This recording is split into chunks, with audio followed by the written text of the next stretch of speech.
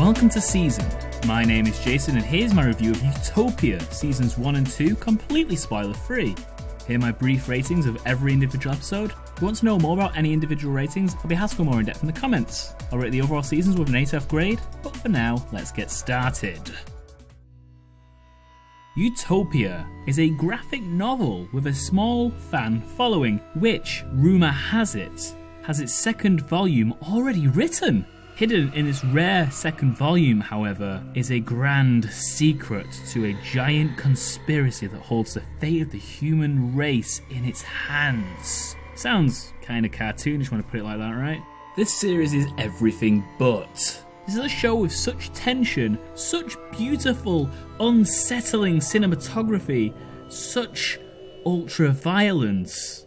I'm not kidding, this show is at times sickening. So far as to say I might actually not be able to recommend this show to a lot of people because of what is portrayed. I don't want to spoil it, but it's a show whose mystery men antagonists have no problem killing and torturing children. While none of it is shown on camera, and all of it is perfectly justified by the plot and not just done for a cheap shock, it is very disturbing. You have been warned. That being said, the way it's shot is like Mr. Robot on steroids. Its use of colour is so visceral and unnerving. Its music is so weird and fitting. Its audio design is incredible. I have not seen a show with such a striking and memorable aesthetic. It makes my soul want to puke rainbows and blood.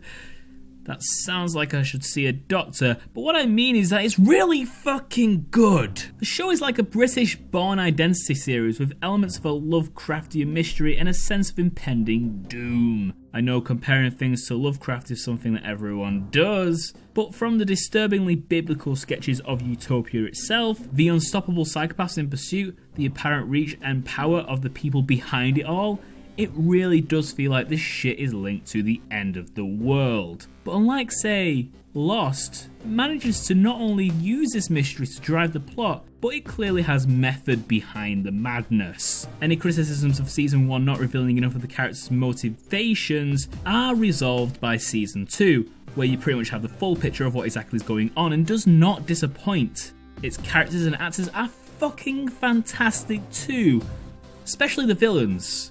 So disturbing. The phrase, "Where is Jessica Hyde?" will not leave your head for a while, I'm sure. And it's child actors! They're amazing! They're not even playing a small part, they have some really heavy material to deal with and do an amazing job. Did I mention how British it is? I love the writing in this. It's so down to earth and witty. If you like British people swearing, the show is pretty fucking great and is a much needed relief in such a heavy show. The way these characters are developed over just 12 episodes is seriously impressive and challenges their morality as more horrors are revealed. Kudos has to go to the first episode of Season 2 as well, which does this whole flashback thing which explains a lot and has Rose Leslie in it, who you may know from Game of Thrones. But if you thought you were doing the right thing for the greater good, how far would you go? Utopia takes this question beyond anything else I've ever seen, in ways that are either brave and clever or woefully close to deprived and too far. I think in its execution, in context, just about rides the line, which is a pretty amazing achievement considering today's PC world, though they got a shit ton of complaints, so a lot of people clearly don't feel the same way. It's hard to find faults with it at all. It's honestly incredible. Wait, who's the director? Dennis Kelly. Right. Dennis Kelly, you're amazing. If I had any problems with it, I'd say if the show was going into a Season 3, Season 2 probably revealed too much too quickly, resolving too much mystery, making the threat and the stakes towards the end a lot more palpable than I'd like. I'm being nitpicky, and with it only having 2 seasons anyway, this point actually kind of works in the show's favour.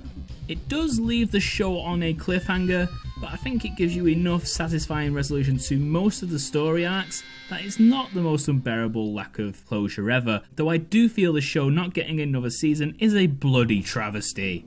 They had plans for at least 2 more seasons. Channel 4! I've given high ratings to shows before, shows that set out to do certain things and do them well. But But I feel for shows like this, shows that aim to do so much more, tackle a genre or subject matter on such a large scale, have so much work to do to earn that high grade.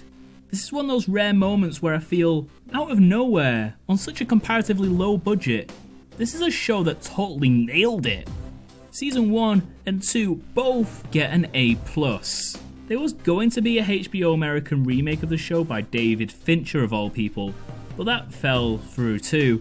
I'm not sure if it would have worked anyway. The show is so British that the translation to an American version would have lost so much. Oh well. Watch it. And that's it. Thank you very so much for watching. If you like this video, then please subscribe to this channel to keep up to date with my future reviews. I'm not sure what the next review is going to be, but please check my Twitter. I will probably keep you posted there. Also, I have a Patreon, so if you want to support the channel, then please donate anything from $1 to $1 billion. You probably won't donate $1 billion, but anything is appreciated. Even if you only donate $1, you still get access to all the Patreon stuff anyway. But for now, I will see you later.